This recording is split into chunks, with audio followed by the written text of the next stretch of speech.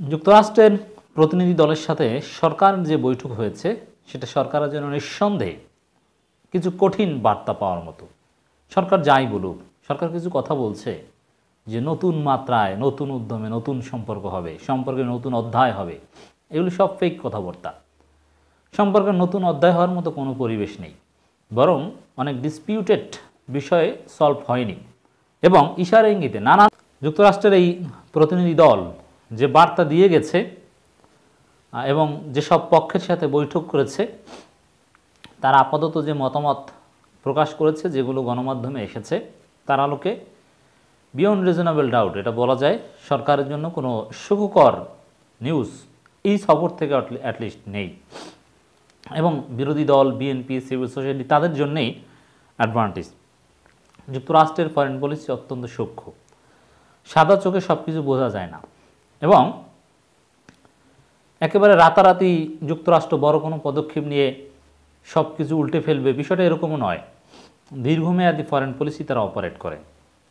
দর্শক, কয়েকটা নিউজ আপনাদের সাথে একটু ছোট করে বিশ্লেষণ করি, তাহলেই বুঝবেন যে আসলে এই যে মার্কিন প্রতিনিধি দল যারা সফর করে গেল সেটা সরকারের জন্য কোনো অ্যাডভান্টেজ বা কোনো ইতিবাচক খবর নয়। যেমন একটা নিউজ যেটা যুক্তরাষ্ট্র নিজেরাই প্রচার করছে, 50 বছরেরও বেশি সময় ধরে যুক্তরাষ্ট্রের বাংলাদেশের সরকারের এবং জনগণের সাথে অংশীদারিত্ব রয়েছে। জনস্বাস্থ্য, শিক্ষা, জ্বালানি, পরিবেশ, খাদ্য নিরাপত্তা, প্রাকৃতিক দুর্যোগ এবং আরও অনেক কিছু মোকাবেলায় $8 বিলিয়ন বেশি প্রদান করেছে। সরকারি ও বেসরকারি সংস্থাগুলি কীভাবে সহযোগিতা করছে তা জানতে প্রধানমন্ত্রী বেসরকারি শিল্প ও বিনিয়োগ বিষয়ক উপদেষ্টার সঙ্গে সাক্ষাৎ করতে পেরে আনন্দিত। আমরা আগামী 50 বছর এবং তারপরেও অর্থনৈতিক বিনিয়োগ বাড়াতে এবং বাংলাদেশের সঙ্গে কাজ করার জন্য উন্মুখ। এই যে কথাটা, এটা হচ্ছে যুক্তরাষ্ট্র তারা কি করেছে এটা একটু স্মরণ করেই দেয়, এটা খোঁটা দেওয়ার মতো অনেকটা। এবং যেসব ভাষা ব্যবহার করছে সেটা ভারত, চীন, রাশিয়া যেরকম সরকারের প্রতি এক ধরনের একচ্ছত্র সমর্থন টাইপের, সেরকম না। এখানে জনগণকে বারবার সামনে আনা হচ্ছে যে না, সম্পর্কটা জনগণের সাথে। সরকার এখানে যেই থাকুক না কেন, মিনিমাম একটা সম্পর্ক যে তারা রাখবে, মানে এটা বোঝাতে চেয়েছে। যুক্তরাষ্ট্র একটি সমৃদ্ধ, নিরাপদ ও গণতান্ত্রিক বাংলাদেশকে সমর্থন করে। আমরা বাংলাদেশের পররাষ্ট্রমন্ত্রীর সাথে আলোচনা করেছি যে, এটাও যুক্তরাষ্ট্রের পক্ষ থেকে নিউজ, আমাদের দুই দেশ কীভাবে অর্থনৈতিক উন্নয়ন, নিরাপত্তা, শরণার্থী, জলবায়ু, শ্রম ও বাণিজ্য সহ পারস্পরিক স্বার্থে কাজ করতে পারে। বাংলাদেশ ইন্দো প্যাসিফিক অঞ্চলে একটি গুরুত্বপূর্ণ অংশীদার। দেখেন, এখানে যেটা বলা হয়েছে সেটা ওই গণতান্ত্রিক বাংলাদেশকে সমর্থন করে। এর মানে বাংলাদেশে গণতন্ত্র তারা চায়, ভোটাধিকার তারা চায়।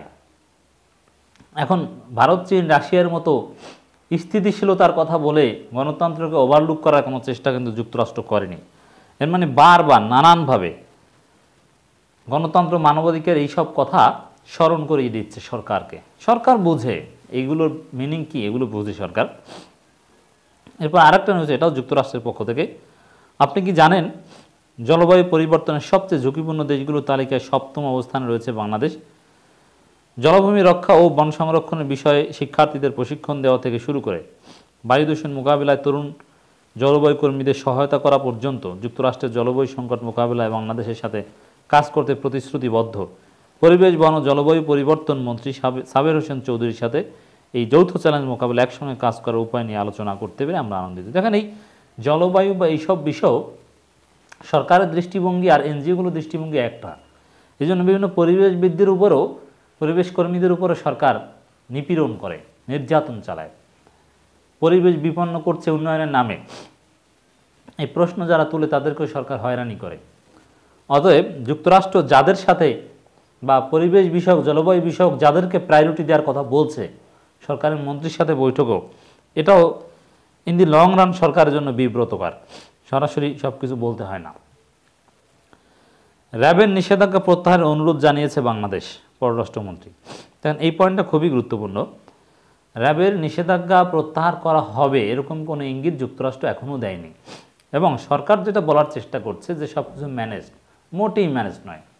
সব কিছু ম্যানেজড হলে র্যাবের উপর নিষেধাজ্ঞা প্রত্যাহার করে নিত এবং ভিসা নিষেধাজ্ঞা প্রত্যাহার করে নিত, যে না বাংলাদেশের ক্ষেত্রে স্পেশাল কোনো ভিসা রেস্ট্রিকশন থাকবে না, যেহেতু সব কিছু ম্যানেজড হয়ে গিয়েছে। অতএব এখনও সেই পুরানো অনুরোধের মধ্যেই সরকারকে ঘুরপাক খেতে হচ্ছে এবং সেই অনুরোধ কবে রাখবে বা আদৌ কখনো রাখবে কিনা রেজিম চেঞ্জ হওয়ার আগ পর্যন্ত এরকম কোনো ইঙ্গিত দিচ্ছে না। এবং আপাতত যেটা বোঝা যাচ্ছে যে আওয়ামী রেজিম বা এই বিতর্কিত নির্বাচনের মধ্য দিয়ে যতদিন ক্ষমতা থাকবে ততদিন পর্যন্ত র্যাবের উপর স্যাংশন উইথড্র তারা করবে না। এখন র্যাবের উপর স্যাংশন এটা গুরুত্বপূর্ণ এবং সরকার এই স্যাংশন নিয়ে বেকায়দায় আছে বলেই বারবার অনুরোধ করছে স্যাংশন উইথড্র করার। এই স্যাংশনকে যদি মোটেও ভ্যালু না দিত তাহলে তার এই অনুরোধ করার বিষয়টা এখানে আসতো না। মানবাধিকার লঙ্ঘনের অভিযোগে র্যাপিড অ্যাকশন ব্যাটালিয়ন এবং বাহিনীটির 7 জ্যেষ্ঠ কর্মকর্তার উপর যুক্তরাষ্ট্রের দেয়া নিষেধাজ্ঞা প্রত্যাহার করতে দেশটিকে অনুরোধ করেছে বাংলাদেশ।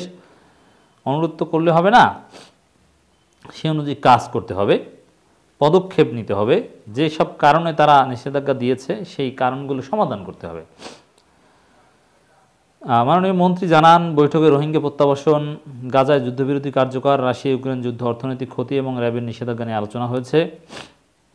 পররাষ্ট্রমন্ত্রী বলেন, মার্কিন যুক্তরাষ্ট্রের সঙ্গে দ্বিপাক্ষিক সম্পর্ক উন্নয়নে জোর দেওয়া হচ্ছে, এ নিয়ে বৈঠক কথা হয়েছে, নানান বিষয়ে কথা হয়েছে, এটা বলার চেষ্টা করছেন। এর সাথে আরেকটা নিউজ দর্শক, বাংলাদেশের সঙ্গে সম্পর্ক আরও এগিয়ে নিতে চায় যুক্তরাষ্ট্র। এখন এই নিউজটাকে সরকার আবার গুরুত্বের সাথে সেল করছে যে বাংলাদেশের সাথে সম্পর্ক এগিয়ে নিয়ে যেতে চায়, মানে কি কোনো সমস্যা নাই, সামনের দিকে এগোতে চায়। কিন্তু না, এটা যত সরলভাবে সরকার সেল করছে অত সরলভাবে নয়, এটা সরকারের জন্য মোটেও সুখকর নয়। যুক্তরাষ্ট্র বাংলাদেশের সম্পর্ক আরও এগিয়ে নিতে মার্কিন প্রতিনিধি দলটি ঢাকা সফরে এসেছে। সম্পর্কের বিভিন্ন বিষয় নিয়ে বিভিন্ন পক্ষের সঙ্গে আমাদের আলোচনা চলমান রয়েছে। দুই দেশের সম্পর্ক আরও এগিয়ে নিয়ে যেতে মার্কিন প্রতিনিধি দল ঢাকা সফর করছে এবং বিভিন্ন পক্ষের আলোচনা চলছে। এর আগে বিভিন্ন জায়গায় বৈঠক টৈঠক করেছে, এগুলো বলা হয়েছে। যাই হোক দর্শক, এখন এই যে এগিয়ে নিয়ে যেতে চাওয়ার যে বিষয়টা, এটা সিম্পল কথা, এটা বাস্তবভিত্তিক কোনো কথা নয়। কারণ কি দেখেন, যুক্তরাষ্ট্রের সাথে এই সরকারের অনেক বিষয় এখনও ডিসপিউটেড, সমাধান হয়নি। যেমন র্যাবের উপর স্যাংশন উইথড্র করার কোনো সম্ভাবনা, কোনো ইঙ্গিত কিছুই নাই।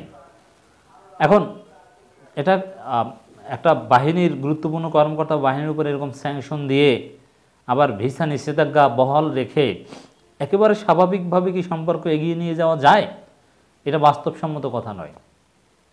আবার নির্বাচন নিয়ে আপত্তিও কিন্তু বহাল আছে, নির্বাচন নিয়ে আপত্তি থেকেও তারা সরে দাঁড়ায়নি যুক্তরাষ্ট্র। একদিকে ভিসা নিষেধাজ্ঞা, আরেকদিকে র্যাবের উপর স্যাংশন, আরেকদিকে নির্বাচন নিয়ে আপত্তি, আবার চীনা বলয়ে যাওয়া নিয়ে ক্ষোভ। এই সব বিষয়ে এভাবে আনডিসপিউটেড রেখে, মানে আনসেটেলড রেখে সামনের দিকে সম্পর্ক এগিয়ে নিয়ে যাবে, এটা আসলে কার্যকর নয়। এর মানে যুক্তরাষ্ট্রের সাথে সরকারের দূরত্ব থেকেই গেল। মূলত তাদের বক্তব্য থেকে বার্তা এটাই।